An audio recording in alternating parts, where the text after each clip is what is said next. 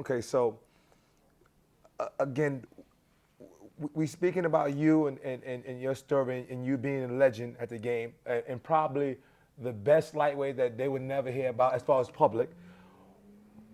How did you do against the KAs and the Tony Young, the guys who Listen. possibly may get more credit than you? We also.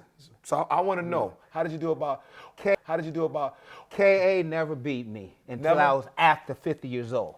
He won. He beat me at Diamond National 2 years. And the last time we fought, some of the guys from New York said if they hadn't seen me beat KA in Philadelphia, they would have never believed he got beat the way he got beat.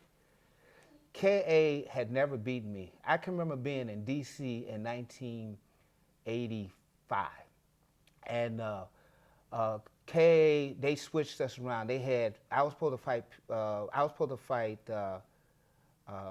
Peter Gilpin, and KA was supposed to fight Jesse Thornton. So what they did is they switched him around and put KA with me, and his instructor had a fit. He's not supposed to fight Tankson. He's not supposed to fight Tankson. So they switched him back. So Jesse Thornton ended up losing. They put Jesse Thornton with me. They put KA with Peter Gilpin from Canada. Peter Gilpin beat KA, I beat Jesse Thornton, and then Peter Gilpin and I fought. The thing I remember about Peter Gilpin, he was probably the hardest person I ever fought. Then what I mean by that, the reason I was able to beat him, I realized what it was. Peter Gilpin and I fought almost identical. We thought the same. And so I figured out, and there was always 1-0, 2-1, Real tight. 3-2. Then there was always, what would I do next? Don't do that, do this. Do and the unexpected. That's how I beat Peter Gilpin. Otherwise, I may have never beaten him, but I realized we fought, we were the same fighter. Okay. And then and when you can see yourself or somebody else, yes. That's scary. Yes. Yes. So who was or is your hardest competitor? If you had to say, you know what, this one guy, man, this guy right here just gives me a fit. Well, Peter Gilpin was my divisional opponent, but the person that I liked fighting and wanted to fight because it was always a lesson was Scorpion. It was always a lesson. Always a lesson. Always a lesson. That's deep. Something to learn. It was always. That's deep. And I figured the more I fight him, The more lessons you're going to learn. The more lessons I had, and then eventually, the more I'm going to beat him. So if I could fight Scorpion every day, I would do that. I would fight him. Like Tony Young, I have a winning record against Tony. Tony was my friend. It was difficult to fight Tony.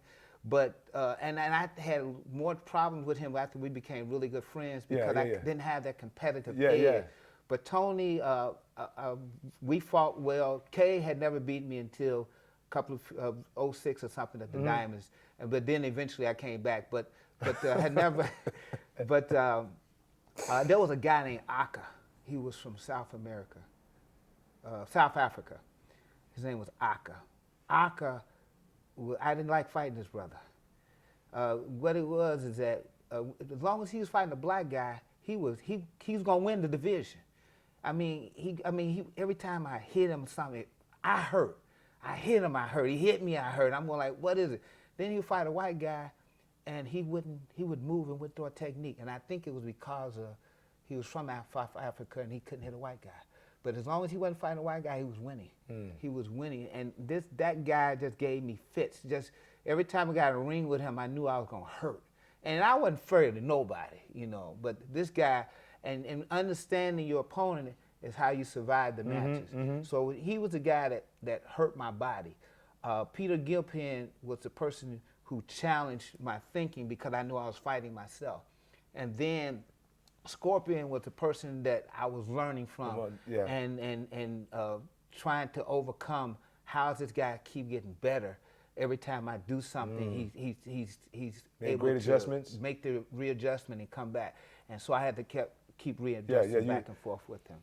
It's funny you say that because Richard Plotton told me Scorpion Barrage beat him 18 times, and he said to me, quote, "I've learned more from him than fight anybody." But to some degree, you are underrated. You don't get the accolades of some of the others. Who do you think Who does somebody who's underrated think is underrated? If somebody say, Tank, tell me somebody who didn't get credit that you thought should have got credit. Well, a person I didn't think got enough credit was Tony Young. Tony Young? Tony Young is not getting enough credit for all of what he was doing. Mm-hmm. Tony wasn't the guy. You know, we were friends, but I was complete opposite. Tony was the quiet one. I talk smack and then back it up. You know, I used to talk about people say, "Oh, what you gonna do? Whoop my butt now?" So I add an insult to insult. Yes. But I didn't think Tony got enough credit. There are a lot of people didn't get enough credit. I think the teams got too much credit. Okay. Overrated. The Trans World team was overrated. Who was on that team? Now, when I'm naming the people on the team that you thought was overrated? No, the team actually took some people that weren't that good and made them good. And Anthony Price wasn't that good. But no, he wasn't. After he got on the team, Anthony Crowder became one of the best. How do I know? Because Anthony and I used to talk. I was winning all the grand champions. And I wasn't fighting him. And he was at the same tournament. Got you. Okay. Terry Kramer, first 18, 20 times we fought, I beat him. You said 18 and 20? 18, 20 times, beat him. Then all of a sudden he got on the team. Matter of fact, one year at the AK Grand Nationals, and me and Scorpion were warring, okay? We're at the end. Terry Kramer comes at me, and I duck under him. And they called time. Larry Conrad awarded him a point. That gave us I won the match. I'm about to win it all. That sent us to overtime. I lost in overtime. Scorpion walked up to me and, Scorpion, we feuded. Y'all got to beat. He walked up to me and said, they rip you off. That was just wrong. Scorpion, all right, who want to see me lose. He don't want to see me lose like that. He want to see me get my butt whooped. He don't want to see me get cheated. He want to see me get it. He would be on the ring side looking for it. It wasn't happening. It didn't happen. The only thing he could ever see a video of him and I fighting, that was the best way he was going to see somebody whoop me. And matter of fact, the more they wanted to see me get whooped, the more I fed on it to keep on disappointing them. It got to the point where when I would win the Grand Challenge, I said, we going to Red Lobster. Everybody wanted the money to pay their bills. I'm talking about going out to dinner. And I take my kids and we go. Okay. Is Nasty Anderson the greatest of all time? No. No. He's not. However, I'm telling you, gotta be fair. Okay, let's Nasty did something that nobody else did. Now they give and I'm not being funny, but I kind of am. What's the guy's name they said never lost? Bruce Lee? No. Elvis Presley's instructor who taught him, Priscilla Presley's boyfriend. Oh, come on now. Everybody know his name. The guy who taught Elvis Presley karate and dealt with Priscilla Presley. This is huh? No. Older guy. He said never lost. Never lost. Mike Stone? Mike Stone. I say I'm a fan. Now, I'm going to put it to you this way. If Mike Stone had fought in our area, he would lost every weekend. Every weekend. Talk about it. Now Nasty gets the credit of, he's not the greatest, but Nasty won the most in a time period. Beating people like me. One year I lost him at the Capital Classic because the local judges didn't realize that I was hitting them in the back of the head and they weren't calling it. After round one, they pointed out that those are points. Had they called those, I would have beat Nasty at the Capital Classic. So Nasty probably won against some of the best fighters at all time, one collective group of growing fighters and thinkers. So Nasty gets the credit for that. Nasty wasn't the greatest fighter of all time. He can't get that title because a lot of times Nasty didn't fight. He scored points. This stuff, that's not fighting. Because one year he did that with Terry Kramer and he fell like a beach whale. Boom! He was out cold. But being fair, he returned the favor. He dropped Terry like a beach whale at the Diamond months later. Okay, so he dropped them. So, but Nasty won at a time where it was difficult to win, and he won a lot. So I give him that. He is not the greatest fighter of all time. So when you say not the greatest, are we talking technically, or are we just talking? We talking technically. Okay. We talking about technique. We talking about production. Okay, so how many reproductions has he done? All right, You fine. mean as far as making students? How many students that he has that are really good? I'm going to get into that. Okay. Then, who would you say is the greatest? Is there somebody that you would say is? It's the greatest fighter of all Because time. this. He may be fighting today. Who? He may be fighting today. I'm saying I don't know. He may be fighting today. Okay, as far as your knowledge. The greatest fighter of all. When you say fighter, I'm saying There's so many stand toe to toe and fight.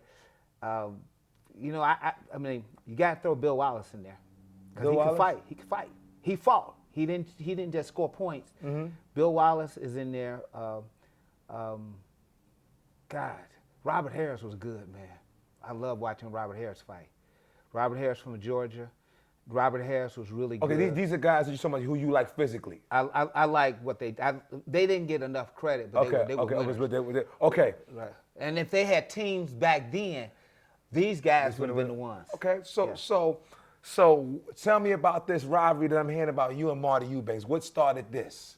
You know I heard you guys fought. I don't understand how two people can see the same situation and come out with two different results. Explain that to me. For example, some people say Marty Eubanks gave me fits.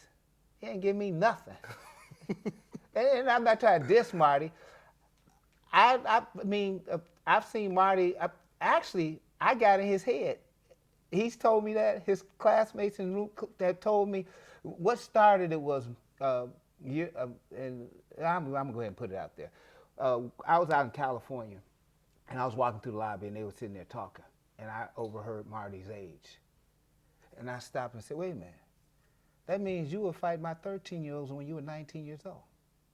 That's what started it. That's what started because he was too old to be in the junior division, and he was fighting my kids in the junior division who were right in his blood, in there. So, and I just threw that out there. And then we were fighting. We were in a situation in Cincinnati, Ohio, not Cincinnati, in Toledo, Ohio, where I had just won against Marty, and I put my hands up like this. I had just shut him out, put my hands up like that, and he hit me. And then when he hit me, I brought my hand down, boom, laid him out on the floor. Now, mind you, his teeth fell out. Wait, let me explain you. His teeth fell out because they were false. Not because I knocked him out. And so Truman Irvis disqualified me. I got disqualified for defending myself. So later on, when he saw the video, he apologized to me, but that didn't change the situation. I had just won 3-0. I got disqualified because I backhanded a man who hit me while I had my hands up in the air. That was just one incident.